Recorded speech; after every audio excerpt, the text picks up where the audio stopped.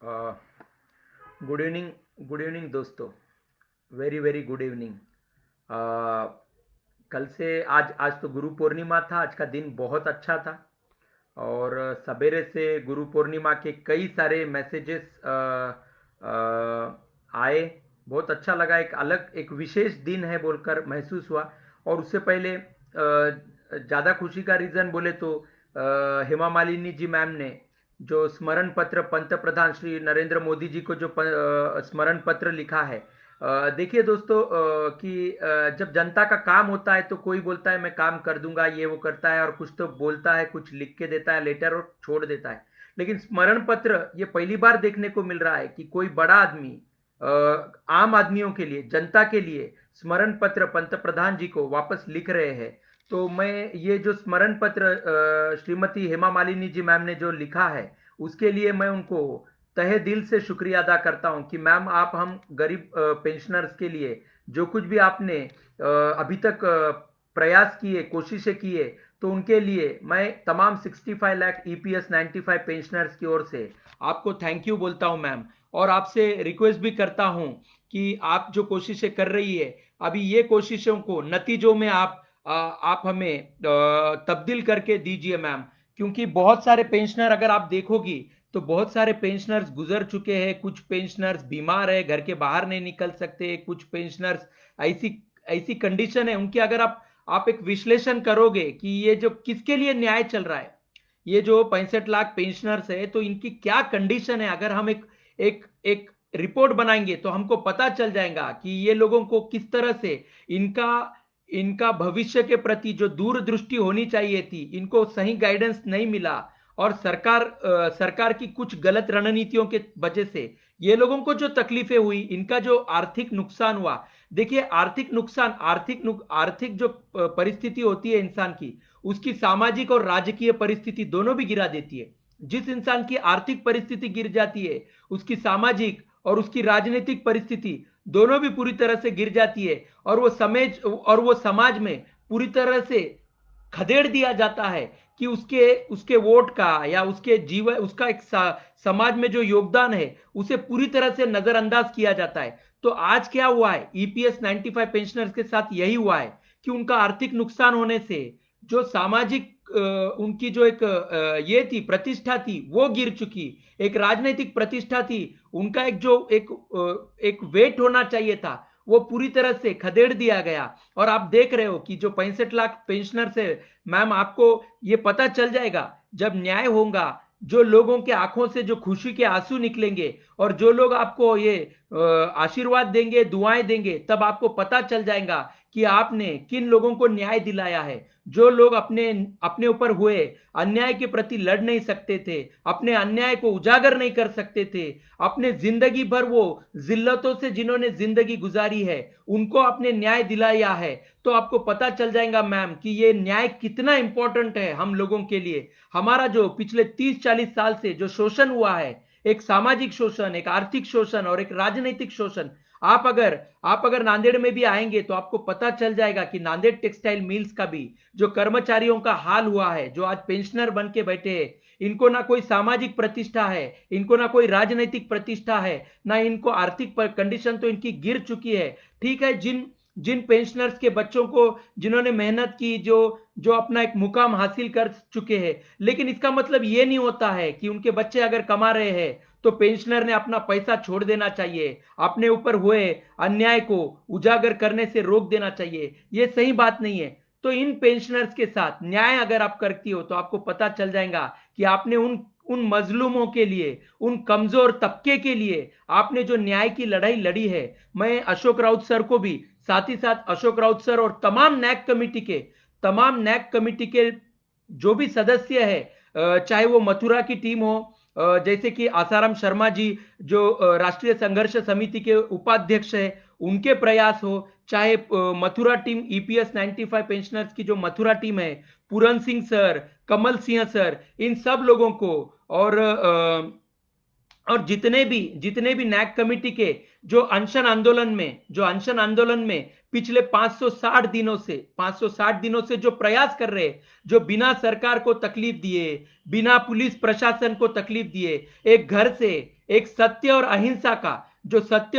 का जो आंदोलन है, जैसे कि महात्मा गांधी जी कहते थे कि in a gentle way we can shake the world. बोले तो हम शांत रह के भी, एक सभ्य मार्ग से भी हम पूरे दुनिया को हिला सकते हैं। तो ये नैक कमिटी ने बता दिया है कि आज जो एक एक लोग, मैं तो अभी एक कुछ महीनों से जागा हूं, लेकिन मुझे पूरा विश्वास है कि जैसे जैसे समय बढ़ रहा है वैसे वैसे लोग उजागर होते जा रहे हैं। कई यंग जनरेशन के बच्चे इसमें इन्वॉल्व हो रहे हैं, पेंशनर्स के बच्चे हो, कोई सामाजिक संस्था के हो, कोई राजनीतिक कार्यकर्ते हो, तो वो हमारे पास आ रहे। तो ये इसे जल्द से जल्द इसको एक बड़े बड़े एक वातावरण में हमें तब्दील करना है। और जो देश में का जो अशांति का माहौल है, एक भयानक एक एक एक भीति, बोले तो एक डरावना माहौल जो बन गया है कि भविष्य के प्रति तो हमने सोचना ही छोड़ दिया है, आज हम जो जिंदगी बचाने के प्रति सोच रहे। तो इस विषय को पीछे ढकेलते हुए आगे हम समाज के जो भी गलत रणनीतियां, जो भी समाज के अंदर जो कुछ घटित हो रहा है या घटित हो चुका है,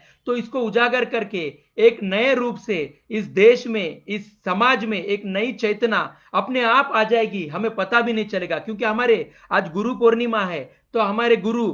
श्री महात्मा गांधी जी और श्री विजय भट्ट सर जो कहते थे कि कोशिश कोशिश कोशिश, बोले तो आप कोशिश करते रहिए, और किस दिन आपको आशीष मिल जाएगा आपको पता भी नहीं चलेगा। तो नैक कमिटी ने जो संघर्ष खड़ा किया है, जो लोग ऐसे कंडीशन में भी अपना संघर्ष खड़े किए हैं, मैं इस आंदोलन को दुनिया का अब तक का पेंशनर्स का सबसे बड़ा आंदोलन मैं घोषित करता हूं, मेरी तरफ से, मेरी जो जिंदगी है, मेरी जो आत्मा है उसके तरफ से। बाकी के लोग भी आगे चल के, आज जो मीडिया नजरअंदाज कर रहा है, आज जो सरकार और तमाम राजनीतिक दल हमें जो नजरअंदाज कर रहे हैं, मुझे पूरा विश्वास है कि एक दिन वो सब लोग इस आंदोलन को बहुत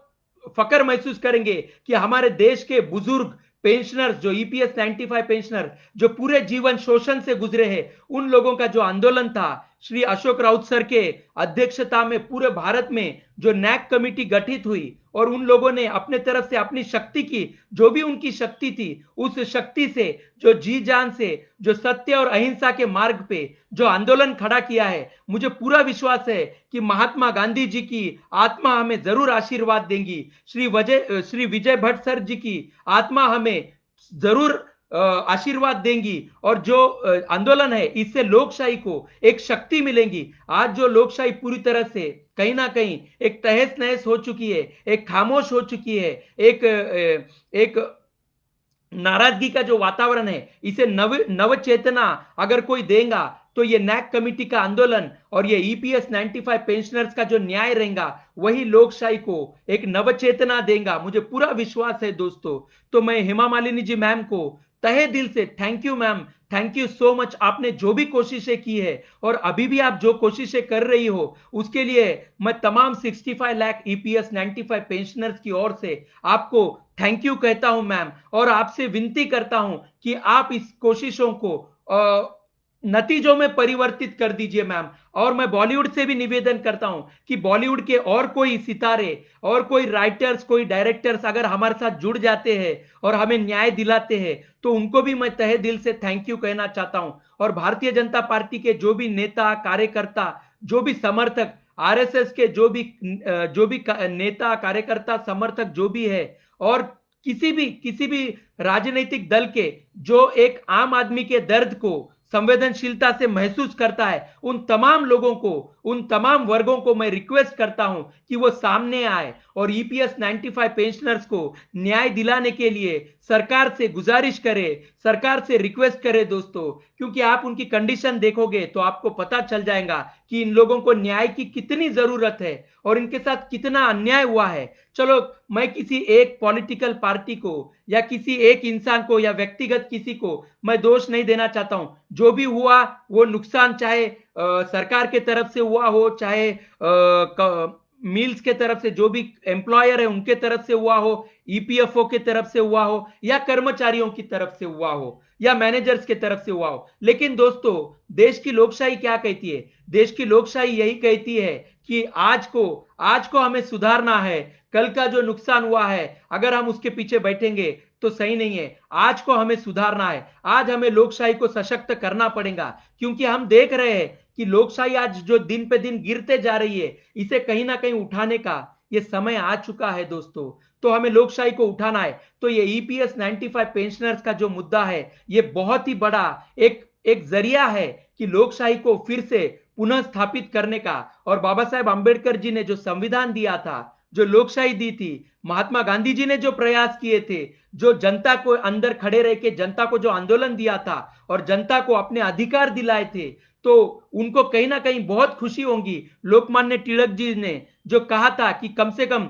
पंचमुखी लोग, अगर 5 लोग एक ही भाषा करते हैं तो वहां पे वो लोग नहीं रहते हैं, तो साक्षात परमात्मा वहां पे बात करते हैं। तो दोस्तों, आप जितने ज्यादा लोग ये ईपीएस 95 पेंशनर्स की ओर से खड़े होंगे, तो उन लोगों को जल्द से जल्द परमात्मा रूपी उन्हें न्याय मिलेगा और आपको भी पता चलेगा कि उन लोगों को न्याय की कितनी जरूरत है। तो ये लोकशाही ही कर सकती है और सरकार को भी यहाँ पे अपने गलतियों को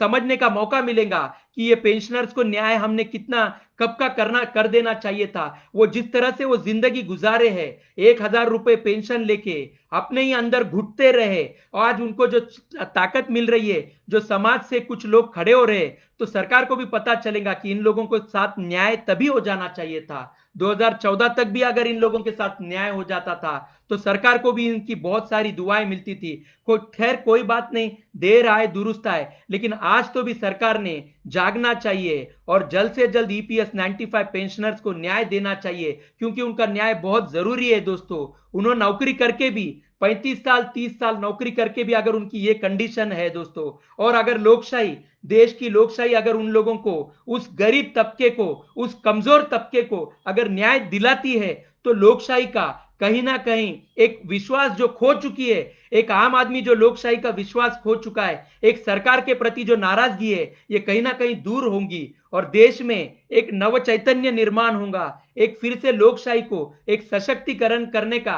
मौका मिलेगा दोस्तों। तो आप लोगों से भी रिक्वेस्ट करता हूं, और मथुरा की जो ईपीएस 95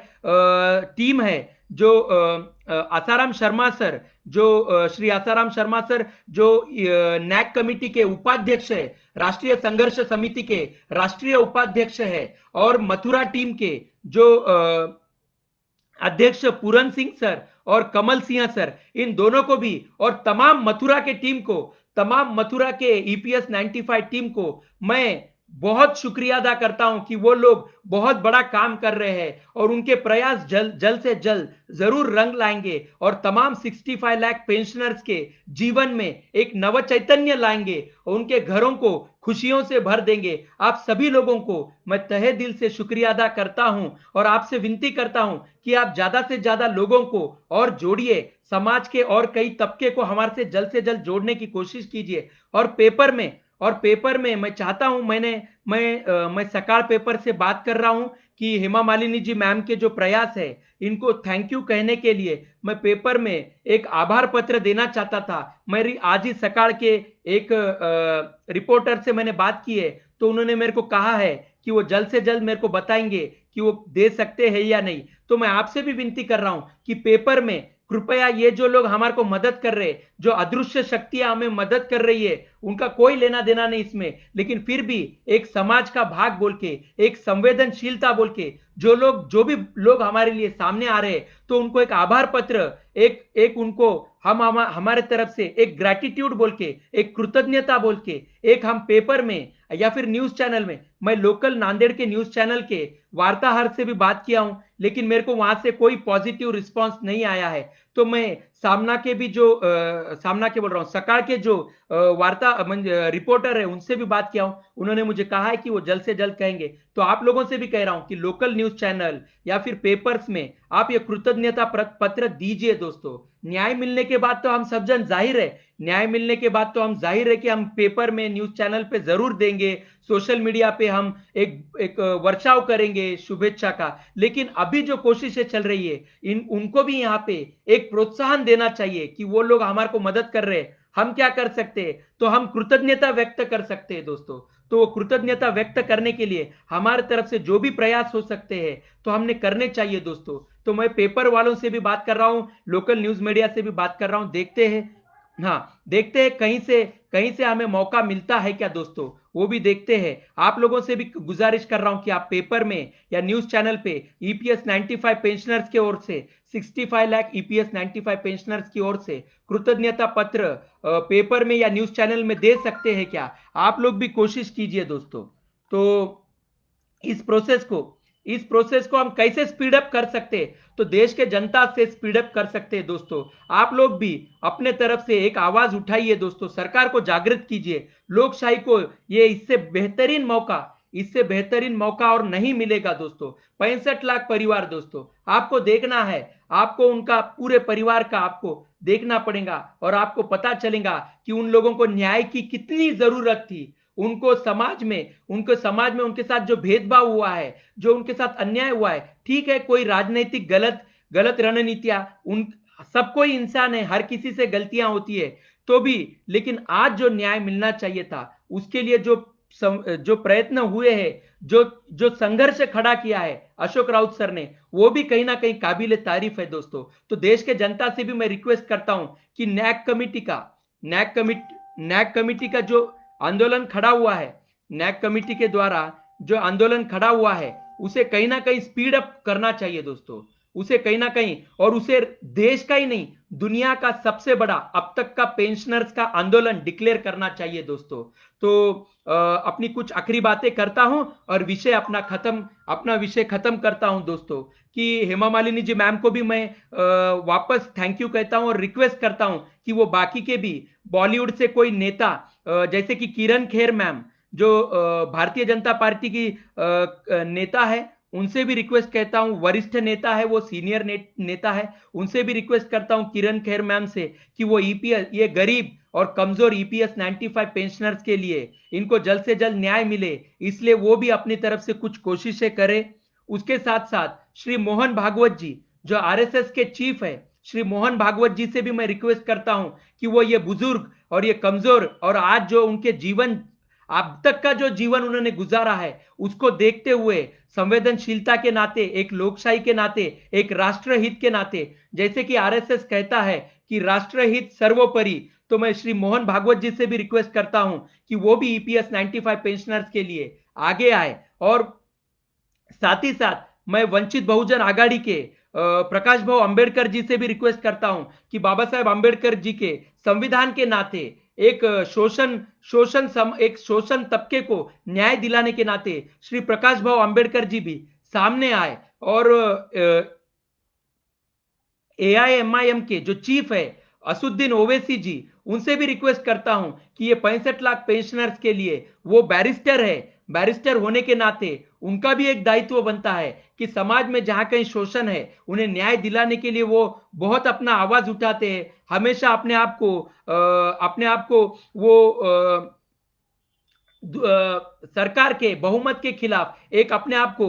हमेशा से विरोधी पाते हैं। तो उनका भी मैं यहाँ पे रिक्वेस्ट करता हूं श्री असुद्दीन ओवैसी जी को कि असुद्दीन ओवैसी सर जी, आप भी बैरिस्टर होने के नाते ये 65 लाख पेंशनर्स के परिवार के लिए आप भी थोड़ा सा आगे आइए, और तमाम तबकों से, तमाम धार्मिक संस्थाओं से, चाहे वो ब्राह्मण महासभा हो, चाहे राजपूत महासभा हो, चाहे बौद्ध महासभा हो, उन तमाम सभाओं से भी मैं रिक्वेस्ट करता हूं कि वो ईपीएस 95 पेंशनर्स के लिए अपना योगदान दे और उन्हें न्याय दिलाने के लिए सरकार को रिक्वेस्ट करे और सरकार को जगाने का काम करे। और तमाम पॉलिटिकल पार्टीज, चाहे कांग्रेस पार्टी हो, चाहे राष्ट्रवादी कांग्रेस पार्टी हो, चाहे शिवसेना हो, शिवसेना जैसे कि कहती है कि 80% समाजकारण और 20% राजकारण, तो शिवसेना को यहाँ पे ये 65 लाख परिवार को एक समाज के नाते, एक संवेदनशीलता के नाते शिवसेना भी अपना योगदान दे और ये ईपीएस 95 पेंशनर्स को जल्द से जल्द न्याय दिलाने के लिए अपना योगदान दे।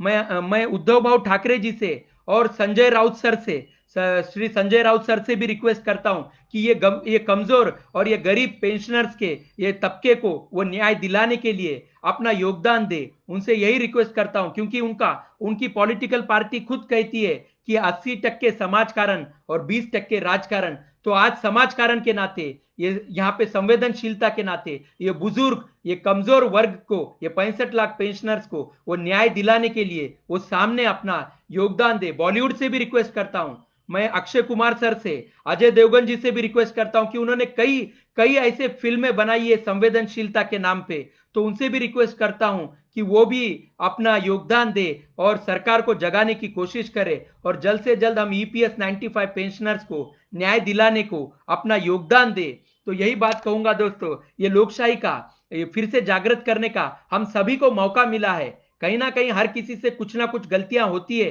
तो उन गलतियों को नजरअंदाज करके अभी तो भी जैसे कि भक्त प्रहलाद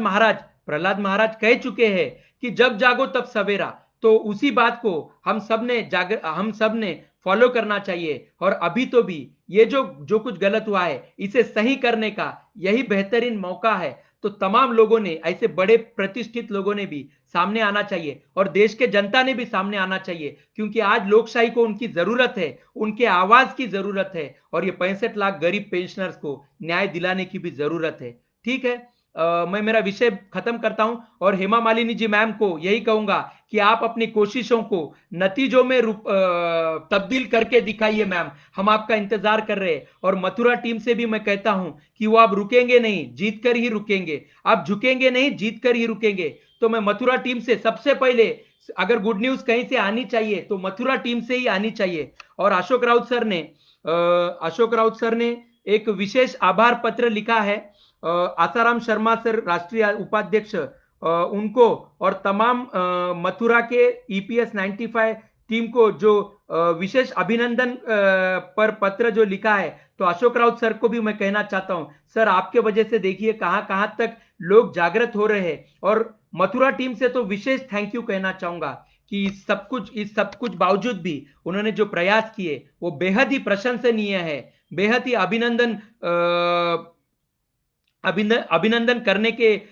योग्य है। तो उन सब लोगों से कहूंगा कि आप इन कोशिशों को जल्द से जल्द नतीजों में रूपांतरित करें और सबको न्याय दिलाए। और अभी मथुरा के पेड़ों की ही बात होनी चाहिए, तो मथुरा के पेड़ों की ही बात होनी चाहिए। और श्री अनिल कपूर सर को भी एक उनका गाना फिर से याद दिलाना चाहता हूं और अपना विषय खत्म कर देना चाहता हूं। और मथुरा के बारे में कहना चाहता हूं कि वहां पे द्वारकाधीश का है, वो द्वारकाधीश की नगरी है, तो न्याय की भाषा अगर कहीं से हो, तो अगर मैं चाहता हूं कि मथुरा से ही पहले गुड न्यूज आए, पहली गुड न्यूज अगर आएंगी तो मथुरा से ही आना चाहिए, क्योंकि वो साक्षात द्वारकाधीश की नगरी है और हेमा मालिनी जी मैम वहां की सांसद है। तो गुड न्यूज आएंगी तो हेमा मालिनी जी मैम की अध्यक्षता में और अशोक राउत सर की अध्यक्षता में एक गुड न्यूज आनी चाहिए। और मथुरा के ईपीएस 95 संघर्ष समिति जो भी है, तमाम लोगों को और उनके तरफ से गुड न्यूज आनी चाहिए दोस्तों। तो ठीक है, मैं अनिल कपूर सर को एक उनका गाना, उन्होंने एक पिक्चर बनाया था मेरी जंग,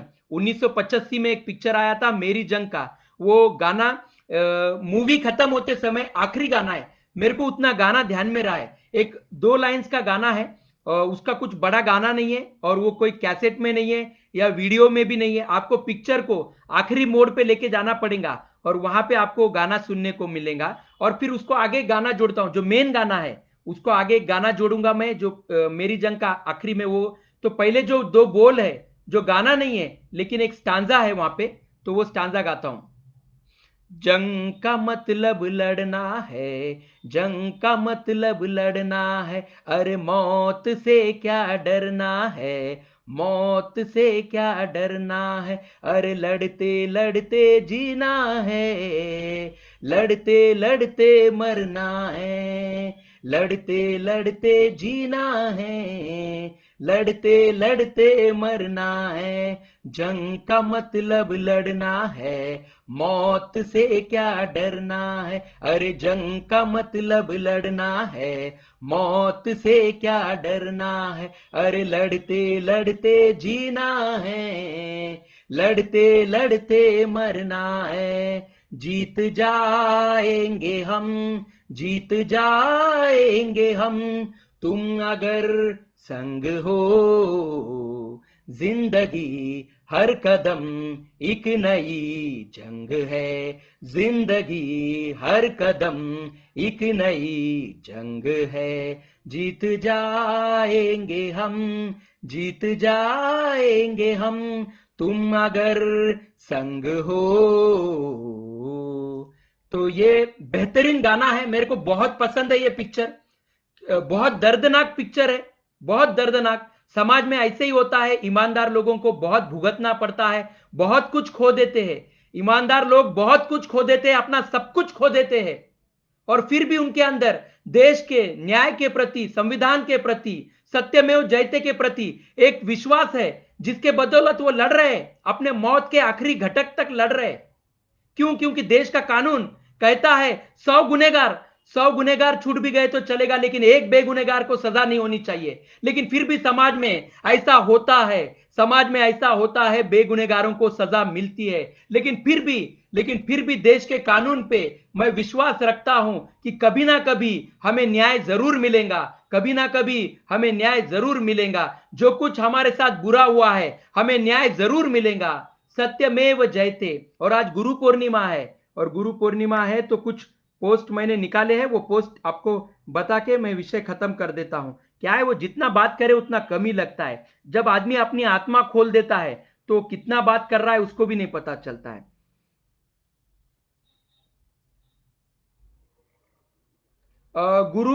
शुभ गुरु पूर्णिमा। अ, अ, विनय का फल सेवा है, विनय का फल सेवा है, गुरु सेवा का फल ज्ञान है। तो मेरे गुरु महात्मा गांधी जी और विजय भट्ट सर को मैं बहुत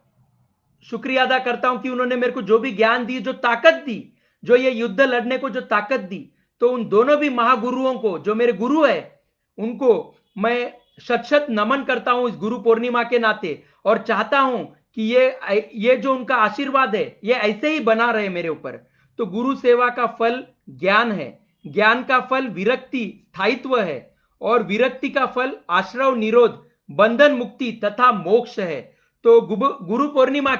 गुरु पूर्णिमा की समस्त समस्त विश्व को ढेर सारी शुभकामनाएं। और मेरे भारत की जो गुरु शिष्य परंपरा है, यह अभी तक जो आबादित है, जो हजारों हजारों वर्षों से जो गुरु शिष्य परंपरा आबादित है मेरे देश की, वो ऐसे ही आबादित रहे। और समस्त देशवासियों को गुरु पूर्णिमा की ढेर सारी शुभकामनाएं देता हूं, और अपना विषय खत्म करता हूं। थैंक यू फ्रेंड्स, आपका योगदान ऐसे ही बने रहे। थैंक यू सो मच आप सभी लोगों को, थैंक यू सो मच।